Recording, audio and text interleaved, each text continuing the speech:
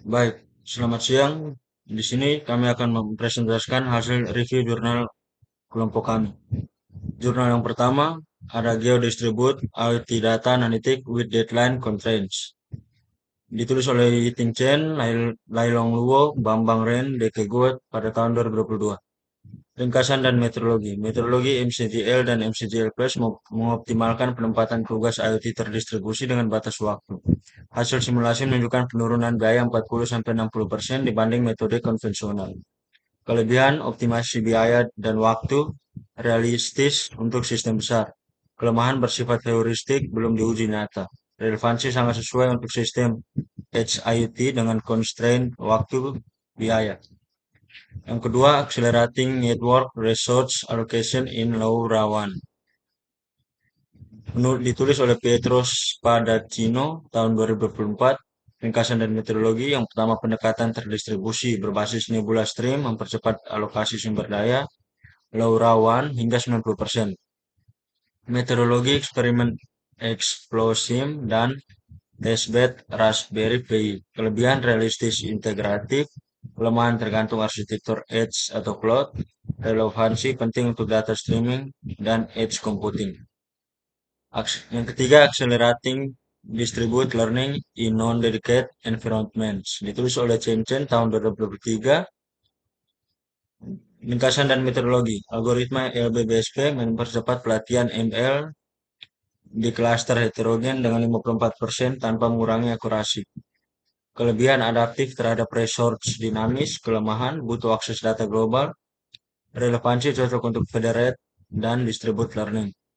Keempat, clustering big database on distributed fuzzy K-medoids. Ditulis oleh Magda M. Matbouli tahun 2022. Ringkasan dan metodologi. Yang pertama, algoritma fuzzy K-medoids terdistribusi di Spark menghasilkan clustering geospasial akurat dan efisien. Kelebihan, tahan noise dan dinamis, kelemahan kompleks di luar Spark, relevansi sangat relevan untuk analisis big data spesial. Yang kelima, JHTD, Joint Scheduling Framework Based of Hypergraph, ditulis oleh Chao Jing dan Penggao Dan, tahun 2022. Ringkasan dan metodologi. Kerangka JHTD berbasis hypergraph mengefisienkan penjadwalan tugas dan transfer data antar dua center. Hasil, Makespan berkurang 20,6%. Kelebihan, model kuat heterogenitas diperhitungkan, kelemahan komputasi tinggi, relevansi penting untuk optimasi job scheduling terdistribusi. Keenam, Random Partition Based Adaptive Distribute Kernelized SVM, ditulis oleh Amrit Pal tahun 2022. Ringkasan dan metodologi. M3 varian SVM terdistribusi, SIM SVM unggul dengan akurasi 99%, skalabilitas 73%. Kelebihan, cepat scalable, kelemahan tergantung dataset, relevansi relevan untuk klasifikasi big data di Hadoop. 7. Decentralized dan Distributed Learning for AI OT a Survey, ditulis oleh MAS Kamal tahun 2024. Ringkasan dan cakupan. Survei lengkap model Federated Split Swarm Gossip Learning untuk AI OT. Kelebihan, luas, sistematis, kelemahan tanpa eksperimen, relevansi dasar teori AI IoT, dan pembelajaran terdistribusi. Kedelapan, Distribute Larger Technologies for the Energy Sector, ditulis oleh SN Nair tahun 2023. Ringkasan dan metodologi membahas penerapan blockchain DLT dan dalam interoperabilitas sistem energi terdistribusi. Kelebihan, integritas energi dan blockchain, kelemahan kurang uji performa, relevansi cocok untuk sistem energi berbasis IoT. 9. Hadoop Processing Methods for Large Scale Video Data, ditulis oleh Hali tahun 2022. Ringkasan dan metodologi. Meneliti pemrosesan video besar dengan Hadoop, efisien setelah optimal block size dan scheduling. Kelebihan, efisien untuk big video data, kelemahan belum mendukung real time, relevan untuk arsitektur big data terdistribusi. Yang ke-10, Network for Distributed Intelligence, a Survey, ditulis oleh Claudia Campolo tahun 2023. Ringkasan dan metodologi, survei jaringan masa depan 5G dan 6G untuk AI terdistribusi dari cloud ke edge. Kelebihan pandangan menyeluruh, kelemahan tanpa validasi eksperimen, relevansi penting bagi desain jaringan AI dan data terdistribusi.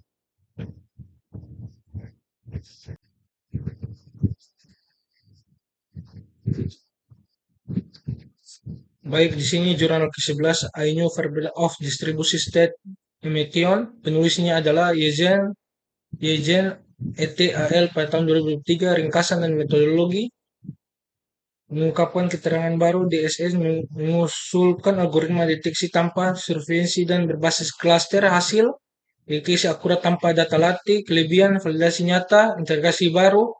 Kelemahan belum real time. Referensi pentingnya untuk keamanan sistem terdistribusi. Yang ke-12, second distribusi data emission. Penulisnya adalah MATLA pada tahun 2023. Ringkasan dan metodologi kerangka harmonisasi data besar berbasis hip hop dan berbasis dan efisiensi meningkat 70%. Kelebihan efisiensi dan scalability. Kelemahan terbatas pada keanomalian. Referensi penting untuk privat dan big data terdistribusi.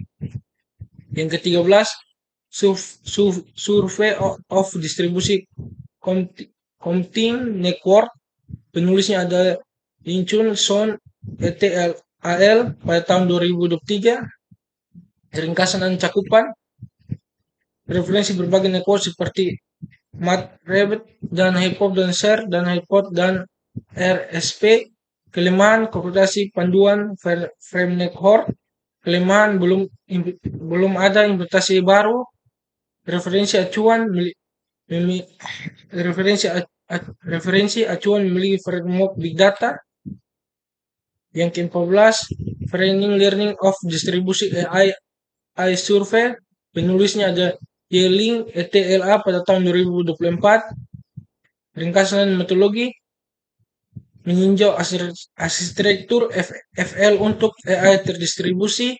Kelebihan adalah langkah terbaru. Kelemahan belum diuji nyata. Referensi penting untuk sistem validasi AI di masa depan. Jurnal yang ke-15 adalah In Study Model Downloading for Velocity Engine AI in 6G. Penulisnya adalah Takata Hashi ETLA pada tahun 2023. Ringkasan dan metodologi menyusulkan in study model downloading untuk efisiensi distribusi model AI di 6G engine. Hasil integrasi unduh model turun 60%. Kelebihan mendukung AI adaptif real time. Kelemahan masih skala portable. Referensi penting untuk AI terdistribusi di jaringan 6G. Sekian dan terima kasih.